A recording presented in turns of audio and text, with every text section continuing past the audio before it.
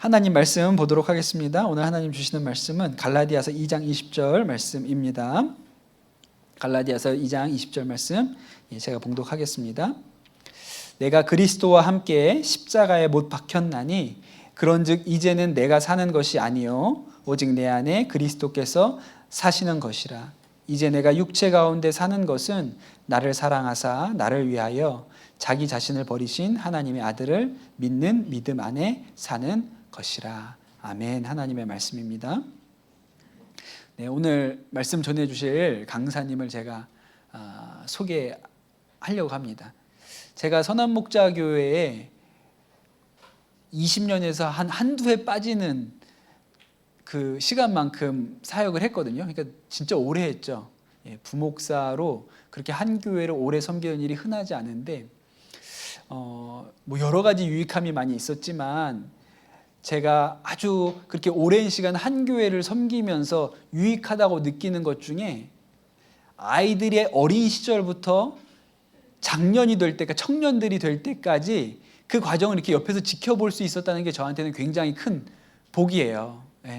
그런 친구들이 있어요. 거의 20년 가까이를 봐서 유치부 때 봤던 아이들이 지금은 청년이 되어 있는 그런 경우들이 있는데 오늘 우리 말씀 전해주실 신선미 권사님 가정이 꼭 그렇습니다. 제가 큰아이가 유치원 때부터 지금 이제 청년이 됐을 때까지를 내내 지켜봤는데 옆에서 지켜보면서도 그 과정이 정말 하나님의 너무너무 놀라운 역사였다.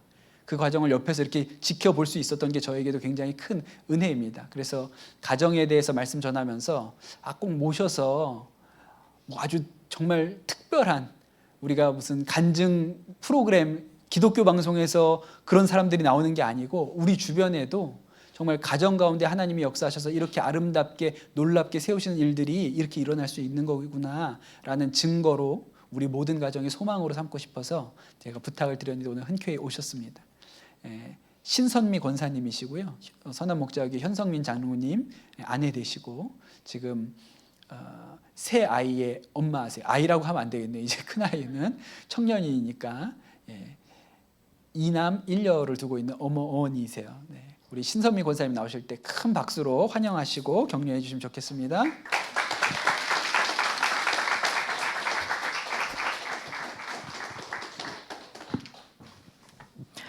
네, 너무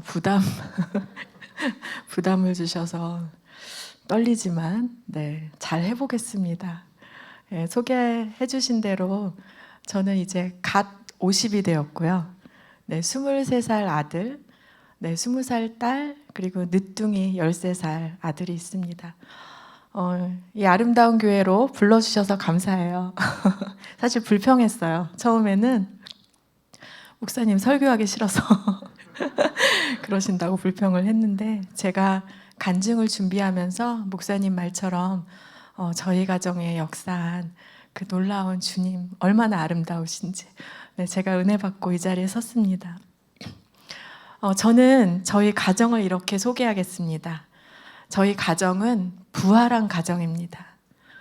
저희 가정은 완전히 새롭게 되었습니다.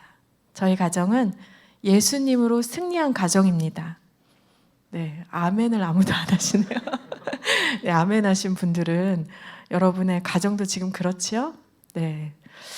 저는 저희 가정이 지금 이렇게 되었다는 것을 믿습니다. 하지만 처음부터 그러지는 못했어요. 제 얘기를 조금 할게요. 저는 꽃다운 23살에 공부한다고 엄마 아빠를 졸라서 혼수 자금을 달라고 그래서 일본에 갔습니다. 마음은 보내는 선교사가 되기 위해서 부전공을 일본어로 하고 일본어 공부를 하고 올게요 하고 갔는데 공부도 했지만 연애를 해서 지금 남편을 만나고 돌아왔습니다. 4년을 정말 후회 없이 뜨겁게 사랑했어요. 그리고 27살에 결혼을 했고요. 여러분 결혼할 때 똑같죠? 사랑에 눈이 멀어서 헤어지기 싫어서 결혼했습니다. 헤어지기 싫어서 결혼했으니 얼마나 행복했겠어요. 다 경험해 보셨죠? 현실은 아니었습니다. 신혼여행 다녀온 첫날부터 현타가 왔고요. 아침 7시부터 우리 어머니 아버님 죄송합니다. 아침 7시부터 일어나서 밥을 차려야 됐고요. 저는 참 원대한 꿈을 가지고 있었다고 생각했는데 집에서 밥, 빨래, 청소만 했습니다. 네.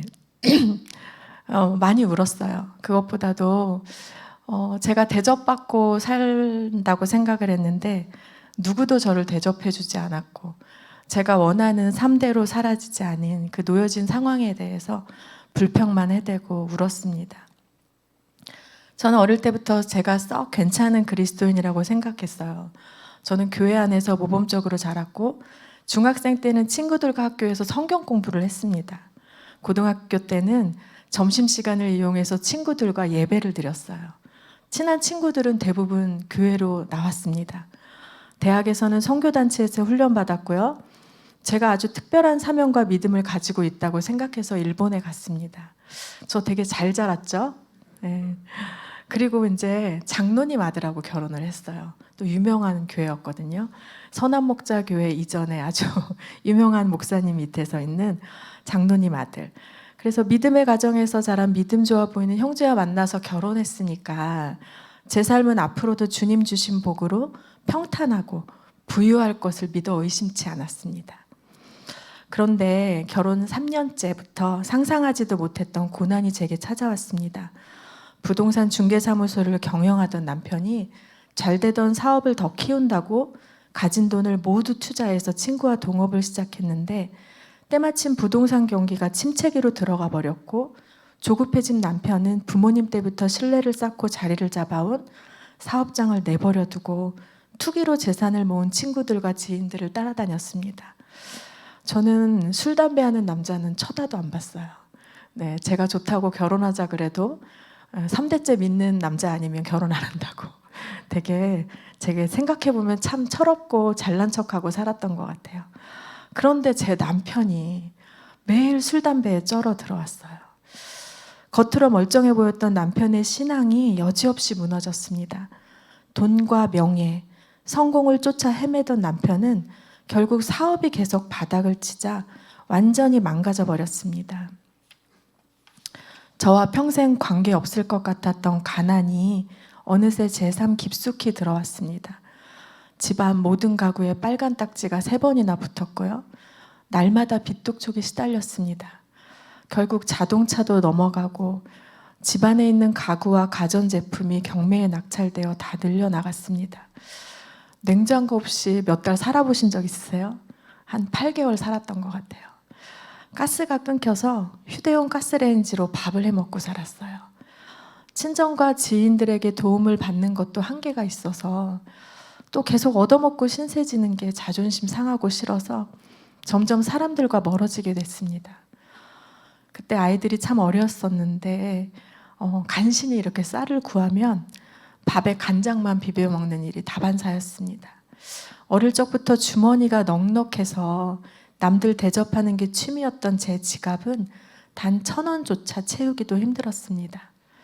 그렇게 어려웠는데 남편은 밤마다 술독에 빠져서 집을 비웠어요. 어느 날은 길바닥에 쓰러져 있다가 경찰차에 실려 들어와 아버님과 저에게 마구 욕을 하기도 했습니다. 기억을 못 하더라고요. 정말 절망의 나날이었습니다. 저는 점점 우울증이 깊어졌고 밤이 되면 아파트 옥상에 올라가 자살하고 싶은 충동에 시달렸습니다. 그때는 정말 소리를 들은 것 같아요. 사단이 저에게 올라가 떨어져. 이 소리가 들렸어요. 그런데 다행히 지옥에 가는 게 무서워 죽지도 못했어요. 지옥에 가면 영원히 고통당해야 되잖아요. 네, 그거는 알았어요. 심각한 대인기피증이 와서 밖을 못 나갔기 때문에 그때 6살이던 큰아이는 늘 아파트 놀이터에 혼자 나가서 놀아야 됐어요. 유치원도 못 다녔고요. 방치되고 사랑받지 못한 큰아이는 늘 싸움을 하고 분노 조절을 못하는 문제아가 되어갔습니다. 지난주에 목사님이 얘기하셨다고 해요. 네, 유치부에서 건드리면 안 될 1위 저희 아들 블랙리스트였습니다. 무엇이 잘못됐는지 뭐를 어떻게 해야 하는지 생각할 힘조차 없었습니다. 제가 무슨 잘못을 해서 이렇게까지 버림받았나 하나님을 원망했습니다. 저런 남편과 결혼한 것을 실수했다, 실패했다, 매일 후회했습니다. 그렇게 죽지 못해 하루하루를 살아가던 어느 날 시편 다윗이 아둘람 굴 속에 있었을 때의 이야기를 보게 됐습니다. 20살부터 습관처럼 해오던 큐티 말씀을 펴고 아무 소망도 없이 멍하게 누워서 말씀을 보는데 다윗의 모습이 마치 제 모습처럼 느껴졌습니다. 굴 속에 있던 환난당한 사람들, 빚진 사람들, 원통한 사람들, 상처받은 사람들, 저도 그들과 함께 그 굴 속에 들어가 엎드려 있는 것 같았습니다. 냉랭하고 메말랐던 마음이 주님의 마음으로, 주님의 말씀으로 적셔지기 시작했습니다. 그리고 얼마 후 저는 완전한 복음을 만났습니다. 저는 어릴 적부터 예수님을 믿었어요. 그런데 마음 한켠에는 예수님을 오해하고 잘 몰랐습니다. 십자가의 고통 이야기를 목사님과 권사님들이 하면 저는 속으로 어떻게 생각했냐면요. 강도들도 십자가에 달려 죽었는데 예수님의 고통이 뭐가 그렇게 대단해? 이런 생각 안 하셨어요? 전 그 생각이 너무 떠올랐어요. 그리고 예수님의 제자들은 십자가에 거꾸로 달려 죽은 분도 있다는데 제가 볼 때 유관순 언니가 고통을 더 당하지 않았을까? 이렇게 생각했어요. 그리고 예수님은 하나님의 아들로 살아날 것을 미리 아셨잖아. 근데 뭐가 그렇게 예수님이 대단하지? 우리가 아마 하나님의 사랑을 잘 못 알아들으니까 이렇게 하나님께서 십자가로 이렇게 이미지를 정해놓고 잘 이해할 수 있도록 예수님은 퍼포먼스를 하신 거구나. 이렇게 좀 삐딱한 마음이 좀 있었습니다. 차마 믿음 없다고 할까봐 다른 사람들에게는 이야기하지 못했어요. 그렇지만 십자가만 보면 예수님, 이 세상을 만드신 하나님도 알겠고 또 기도할 때 뜨거운 마음을 주는 성령님의 역사도 알겠는데 예수님을 바라보라니. 그리고 어려워지니까 더 그게 의심이 들었어요. 제가 처한 어려운 상황에 예수님이 무슨 상관이 있나? 예수님이 제게 뭘 해주실 수 있을까? 제가 제일 싫어하던 말씀 한번 읽어보겠습니다. 아무것도 염려하지 말고 오직 모든 일에 기도와 간구로 너희 구할 것을 감사함으로 하나님께 아뢰라. 빌립보서 말씀이죠. 그 다음이 제일 싫었어요. 그러면 아뢰면 돈도 주셔야 되고 상황도 해결해 주셔야 되잖아요. 그런데 말씀에 이렇게 나와 있습니다. 그리하면 모든 지각에 뛰어난 하나님의 평강이 그리스도 예수 안에서 너희 마음과 생각을 지키시리라. 진짜 짜증났어요. 그리고 예전에 선배들에게 들었던 말들도 기억났습니다. 어차피 이 세상은 사단이 공중권세 잡고 있기 때문에 우리는 이 땅에서 이길 수 없어. 예수님이 오시기 전까진 계속 무너질 수밖에 없어. 우리의 옛사람이 계속 올라오는 게 정상이야. 그러니까 우리가 할 일은 참고 인내하고 그냥 기다리며 잘 사는 게 성도의 삶이야. 맞는 것 같아요? 네, 끄덕이시는 분 없네요. 근데 여러분, 제가 질문 하나 할게요. 제가 이렇게 예수님을 오해하는데 예수님을 만난 날 이 비밀을 깨달았습니다. 여러분, 오늘 아침에 일어나서 혹시 지금 이 시간까지 지은 죄가 있으신 것 같아요? 네, 있으신 분 이렇게 손으로 한번 어느 정도인지 해주실래요? 부끄러워하지 마시고. 혹시 염려하셨나요? 오늘? 네, 미워하고 욕한 사람이 있습니까? 판단하셨어요? 끄덕이시죠? 이렇게 한 이 정도 되는 것 같아요. 그죠? 이 크기와 무기를 영적인 무게로 재면 한 요 정도 될까요? 우리가 오늘 지은 거? 여러분, 해결 못한 마음에 짐이 있으면 잠도 못 잘 정도로 마음이 참 무겁죠. 관계가 깨어지면 마음에 짓눌림이 있죠. 네, 이렇게 죄와 수고와 무거운 짐은 영적인 무게가 있습니다. 그러면 한번 생각해 보세요. 최초의 인류부터 재림하시기 전 태어날 마지막 인류가 감당해야 될 모든 죄, 수고와 무거운 짐, 그 무게를 한번 가늠해 보세요. 감히 상상도 못할 무게일 거예요. 저는 예수님이 단순히 채찍 맞고 못 박히는 정도로만 그냥 우리에게 보여주기 위한 거로만 생각했어요. 그런데 우리 예수님은 그 우주보다 무겁고 엄청난 고통, 모든 인류의 죄와 수고와 짐을 십자가에서 한 번에 다 떠안으시고 죽으신 거였어요. 그리고 그 모든 것을 이기고 살아나셨어요. 어느 날 이 놀라운 비밀이 깨달아졌는데 저는 통곡을 했어요. 제가 그 예수님께서 지금 제가 죽을 수밖에 없는 이 무거운 죄, 자살하고 싶은 충동, 남편을 죽이고 싶었거든요. 이 아픔, 예수님께서 진짜 다 짊어지시고 십자가에서 죽으셨구나.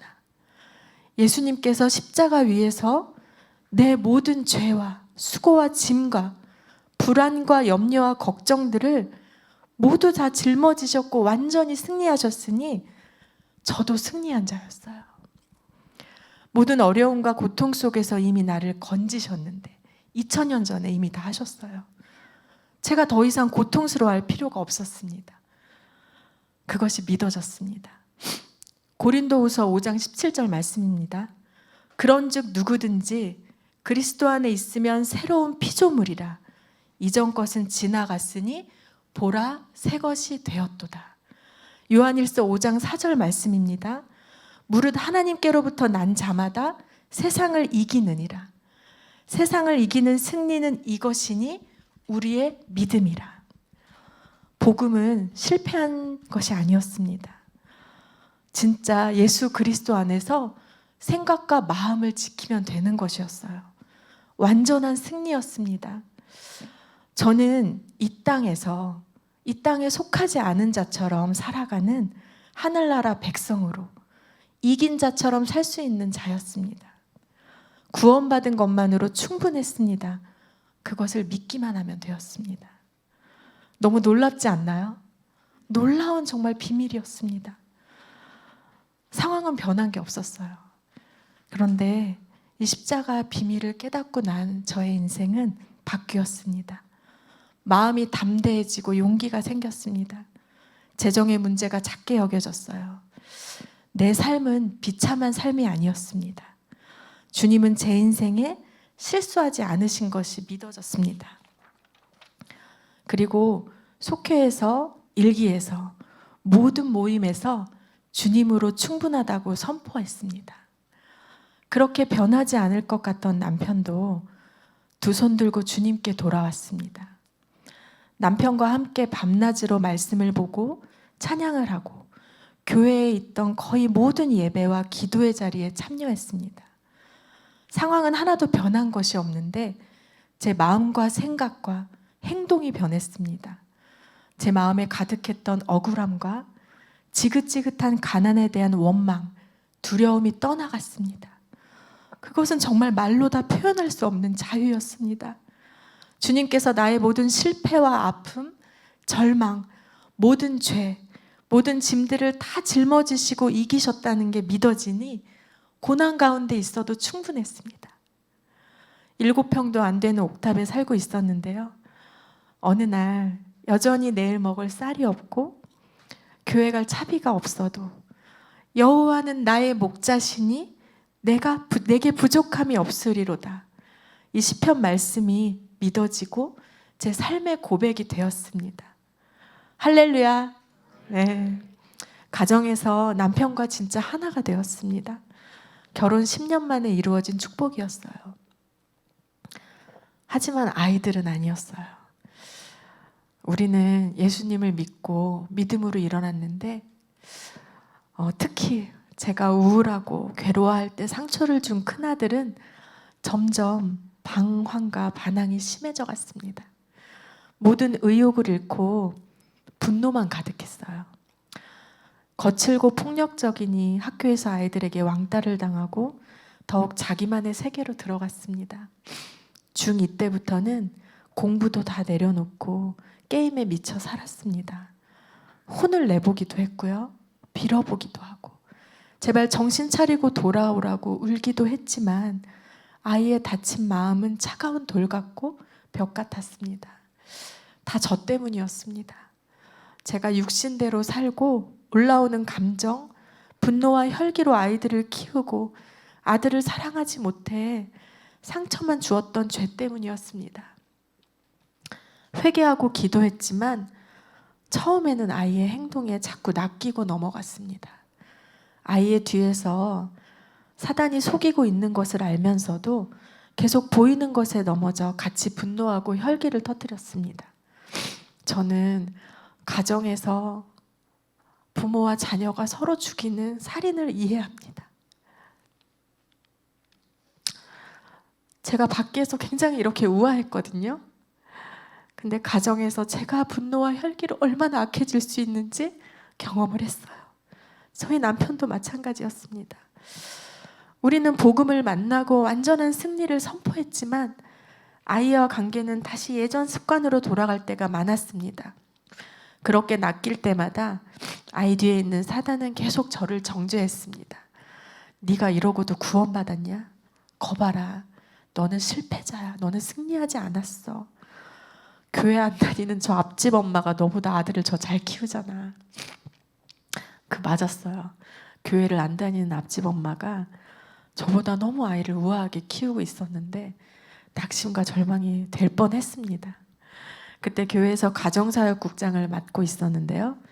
아들을 붙잡고 엄마가 너 때문에 부끄러워서 사역을 내려놓아야겠다고 운 적도 있습니다. 재정이나 다른 문제들은 이제 흔들리지 않고 주님께 맡길 수 있었는데 저 아들은 도무지 어떻게 맡겨야 하는지 몰라서 헤매고 있었습니다. 어느 날 남편이 3박 4일 영성훈련을 다녀왔는데요. 남편이 들어오는 그 현관으로 들어오는 그날의 표정과 분위기가 지금도 잊을 수가 없습니다. 저희 남편 뒤에 이렇게 사랑과 빛의 아우라가 막 넘쳐 있는 것 같았어요. 늘 대치 상태이던 저와 아들 사이에서 남편도 자주 낚여서 이렇게 은혜로 살다가 종종 혈기가 올라오곤 했는데요. 제 별명이 신미갈이었습니다. 제가 많이 낚았어요. 남편이 이렇게 은혜에 충만해 보이면 너무 꼴보기 싫은 거예요. 너만? 미갈처럼 비웃기도 하고 끌어내리기도 하고 저만 무너질 수 없었습니다. 당신도 쟤랑 집에 있으면 나처럼 힘들 거라고. 그래서 사단에게 속아서 참 부끄러운 일을 많이 했습니다. 그렇게 낚였던 남편이 그 영성 훈련회에서 다녀온 날 그날부터 낚이지 않는 거예요. 정말 저와 아이들을 있는 모습 그대로 사랑해 주었습니다. 저희에 대한 판단을 멈춘 게 보였어요. 그리고 계속 얘기해 주었어요. 십자가의 그 사랑, 완전히 자유한 그 사랑은 우리를 사랑덩이로 만들었어. 우리는 하나님의 사랑덩이가 된 거야. 그 사랑으로 아들을 사랑하자. 저를 계속 격려해 주었어요. 제 방법은 다 실패였잖아요. 그래서 저도 결단했어요. 남편 말대로 사랑만 하기로 결단하고 제 원함을 내려놓고 아들 있는 모습 그대로 용납하기로 했습니다. 제가 다듬으려고 하지 않고 기도하기 시작했습니다. 어떤 날은 남편에게 이렇게 물어봤어요. 밤새 게임하느라고 정신없는 아들 뒤에서 남편이 사랑한다 아들아 이렇게 얘기하면 제가 정말 사랑스러워? 진짜 그렇게 생각해? 쟤를 그대로 저렇게 내버려둬도 돼? 그러면 남편이 이렇게 말해 주었어요. 그럼 주님이 얼마나 저희를 사랑하시는데 내가 얼마나 어떤 사랑을 받았는데 그 사랑이 얼마나 정말 완전하고 아름다운데 믿자. 사랑해줘. 사랑도 제 힘으로 할 수 없는 거였어요. 저의 원하는 것을 내려놓고 나는 죽고 예수님으로 사랑했어요. 우리 부모가 이렇게까지 나를 사랑할 수 있을까? 믿어지도록 해보자. 우리를 통해 예수님의 사랑이 보이도록 그렇게 사랑하고 기도하자. 다시 믿었어요. 그래 맞지. 저 아이는 주님의 사랑이지. 그때 우리 아이는 공부도 하지 않았죠. 그리고 엄마에게 반항하기 위해 사는 것 같았어요. 그 아들을 제 안에 살아계신 주님의 눈으로 보았어요. 공부 좀 안 하면 어때요? 매일 성실한 습관 없으면 어때요? 원하는 모양을 다 내려놓았어요.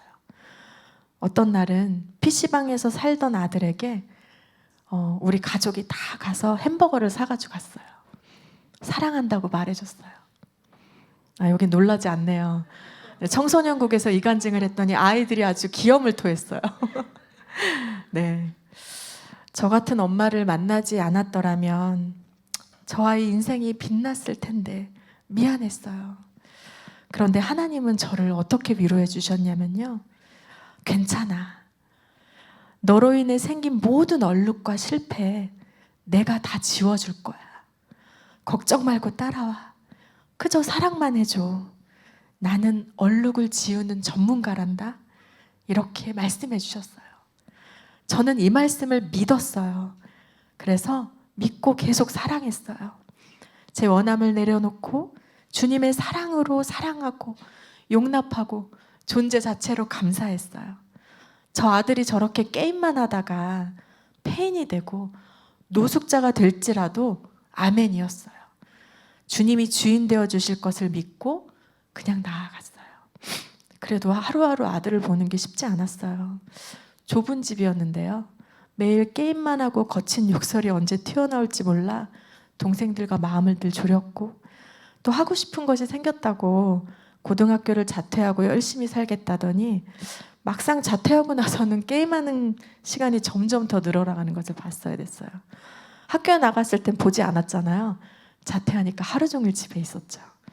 정말 나는 죽었습니다를 끊임없이 외쳐야 됐고, 그 터널이 언제 끝날지 알 수 없어서 지칠 때도 있었고 감정에 넘어갈 때도 있었지만 믿음으로 다시 일어나고 선포했습니다. 그리고 이 비밀을 깨달았어요. 제 사랑은 부족하고 실수투성이었죠. 오늘 실패했어도 주님께서 괜찮다고 얘기하셨어요. 저는 부족하지만 주님 사랑은 완전한 것을 믿고 계속 일어났더니 점점 제 이야기는 사라지고 주님의 마음과 주님의 이야기가 채워졌어요. 그랬더니 어느새 자연스레 아들도 바뀌기 시작했어요. 거칠었던 모습이 부드러워지고 도끼 가득했던 눈빛이 따뜻해지고 열등감에 늘 좌절했던 모습이 용기를 얻고 부모의 사랑을 믿고 받아들이게 되었어요. 아이들 어릴 때 이런 말을 많이 들었어요. 너희 부부가 예수님 잘 믿는 것은 좋지만 아이들에게 필요한 것을 해주지 않으면 아이들이 상처 입고 망가져. 그러니까 교회 일은 좀 그만하고 빨리 나가 돈을 벌어서 학원도 좀 보내고 아이들 잘 키울 생각을 해. 그렇게 살다가는 가정이 망가져. 네, 저도 그렇게 생각한 적이 있었어요. 왜냐하면 우리 남편이 365일 우리 노숙자 형제님들, 주목자 형제님들과 살았어요. 주님께 손가발이 되어 전국을 다녔고 누가 봐도 가정보다 사역이 먼저였거든요. 제가 2년 전까지 태평동 반지하에서 살았는데요. 비가 오면 물이 역류해요. 거실이 물바다가 되고요. 그때마다 남편은 없었죠. 그리고 자주 정전되고 벌레들이 우리 가족이었어요. 네. 원고엔 안 썼는데 제가 정화조도 넘쳐서 똥물에 들어가 푼 적이 있어요. 네, 처음에는 너무 고생스러워 불평도 하고 억울해하기도 했는데요. 어떻게 억울했냐면 예전엔 술에 남편을 빼앗겼는데 이젠 교회의 남편을 빼앗겼어. 내 팔자에 남편이 없나 봐. 네, 이렇게 말할 때도 있었어요. 근데 여러분, 주님이 뭐라고 얘기하시는지 듣기 시작했어요. 주님이 뭐라고 얘기하실까? 그렇게 예배하고 기도의 자리에서 제가 점점 주님으로 강해졌어요. 주님 만나고 우리 부부는 이 땅에서 선교사처럼 살자고 약속했어요. 그 마음을 기억했어요. 남편은 바깥 사역의 전문가였고요. 저는 가정 사역의 전문가였어요. 이것이 믿어지니까 남편에게 바라고 억울하던 마음이 사라지고 제 안에 살아계신 주님께서 이 가정에서 겪어내는 모든 상황을 넉넉하게 이겨갈 힘을 주시는 것을 믿고 경험했어요. 제가 이 정도로 힘들어할 수준이 아니었어요. 주님 사랑이 충분하고 주님의 능력이 제 안에 있는데 뭐가 어렵겠습니까? 아멘이죠? 네. 저는 너무 기뻤어요. 교회도 가정도 어느 쪽이 중요하다고 우선이라고 말하는 것보다 그저 예수님을 따라가면 된다는 것을 알았어요. 남편이 주님께 순종한 결과가 365일 집에 없는 것이라면 아멘이었어요. 그런데 남편이 주님으로 살았잖아요. 전 그걸 믿었거든요. 일주일에 10분을 집에 있어도 저와 아이들을 주님의 사랑으로 대해주었어요. 남편이 예수님을 따라가는데 우리 집이 점점 더 행복해지는 거예요. 아이들이 증인이에요. 남들보다 참 어렵게 살고 좋은 건 먹이고 입히지 못했는데 우리 가정이 제일 행복하대요. 엄마 아빠 아들 딸로 태어나서 감사하다고 고백해요. 9년을 살았어요. 그 반지하 집에서. 주님과 함께하니 평생 여기 살아도 행복합니다. 그렇게 온 가족이 고백했고요. 삶의 모양과 질이 더 이상 저희를 매지 않고 넘어뜨릴 수 없게 되었습니다. 지금은 교회 장로님의 은혜로 햇빛 가득 들어오는 집으로 이사와 살고 있는데 참 과분해요. 저희 집이 방 2개, 이제 아이가 5이니까 사실 남들이 볼 땐 좁아요. 그런데 제가 친구들이 전화할 때마다 늦게 받으면 이렇게 얘기해요. 집이 너무 넓어서 전화 받으러 오기가 힘들어. 작작 좀 하라고 해요, 저희 친구들이. 어려울 때를 잊지 않을 거예요. 여러분, 교회의 기준은 어렵고 가난한 자들이 되어야 된다고 생각해요. 제가 돈 1,000원 없이 10,000원 없이 교회를 다니기가 너무 힘들었거든요. 지금은 그런 지체들이 보여요. 부유할 땐 보지 못했어요. 네. 그래서 우리 둘째 딸이 이렇게 꿈이 생겼어요. 늘 어렵고 가난한 이들의 이웃이 되어주는 아빠를 보면서 난민을 돕고 싶다는 꿈을 꾸고 북한이 열리면 먼저 들어가서 북한 주민들을 돕고 싶다는 꿈이 생겼습니다. 주님이 놀랍게 지금 그 꿈을 키워주시고 계세요. 몇 년 전에 교회에서 우리 딸이 간증을 했는데요. 중학교 때 학원을 못 가서 같이 앉아서 울고 그랬어요. 그런데 교회에서 자기는 금수저라고 간증했어요. 너무 기뻤습니다. 그렇게 꿈이 없고 의욕이 없던 큰 아들은 베이스 기타를 전공으로 대학을 갔어요.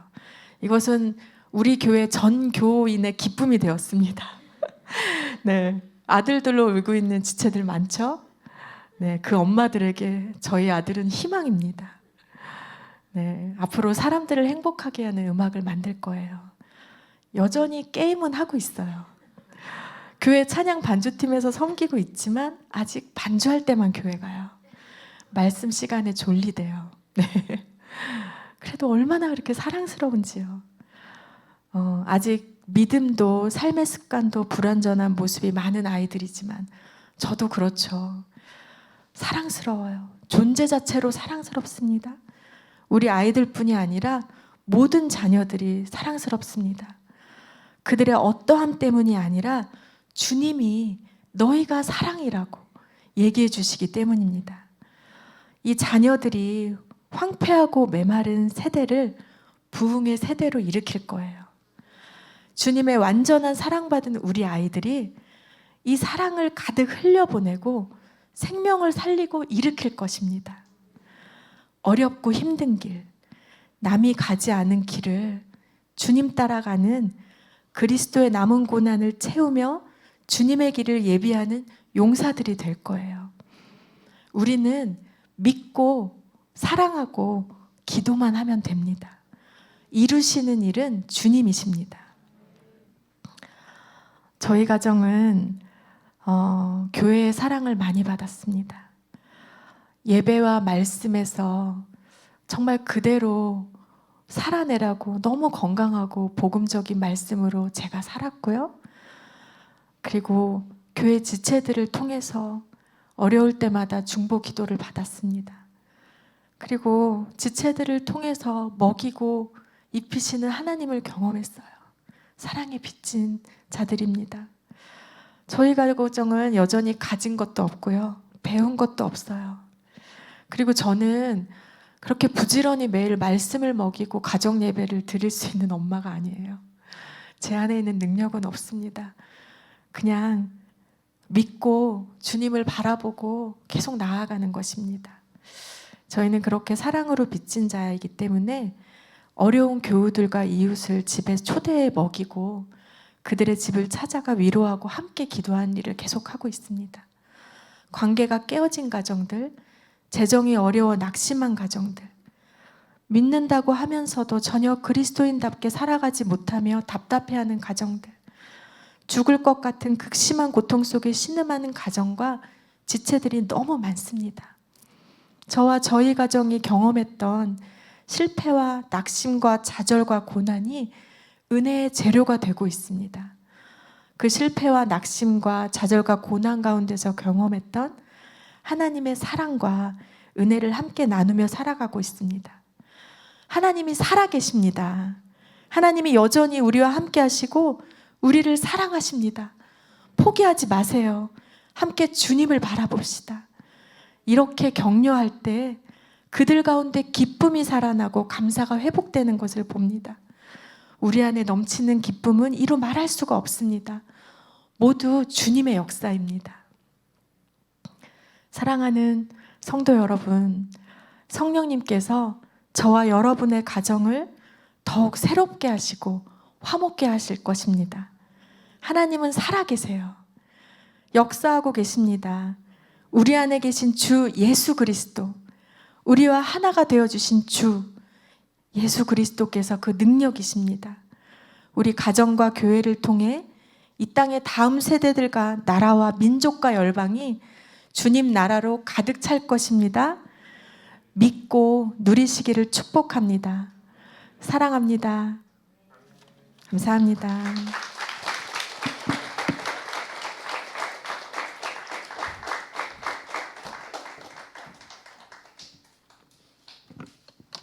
귀한 간증 감사드립니다. 우리 같이 찬양하고 주신 마음의 감동을 따라 좀 같이 기도하면 좋겠습니다. 주의 보좌로 나아갈 때 같이 찬양하겠습니다.